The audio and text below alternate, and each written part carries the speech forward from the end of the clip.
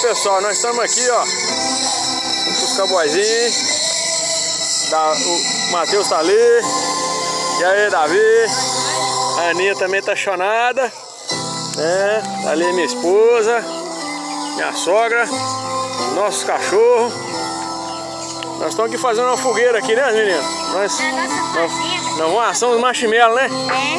Né? O meu filho tocando. É, os louvor tá tocando. Ó, olha lá, ó. Coisa boa, né?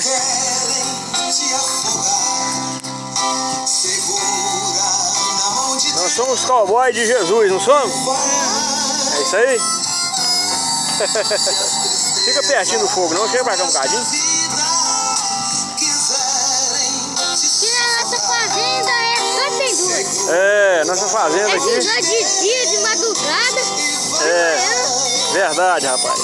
Os cavalos tá soltos por aí comendo capim. É, os cavalos tá por aí. O carrão tá ali, né? Você gosta de ir pra roça?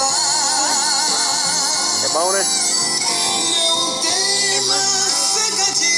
Principalmente tocar um boi, colocar um gato em cima do cavalo. É, você gosta? Gosto. Isso aí, cara. É muito bom. É muito bom, né? A melhor coisa que tem pra fazer no mundo. É verdade. Depois de jogar Deus e né? Isso aí, vamos ali filmar nossos marshmallows ali. Aí, ó. Pepino tá aí, né? Tá aqui a Mimi. É, Mimi, tá só comendo. É, Aninha.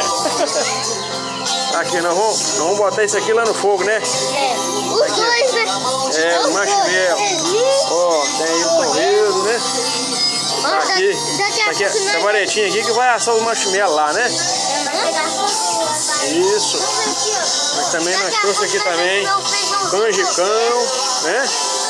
Só a bênção de Deus, né? Isso.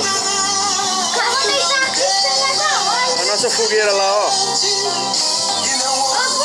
Oi.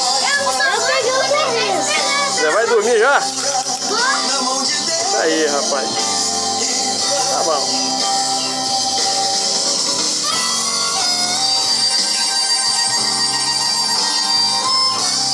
Ei, Aninha.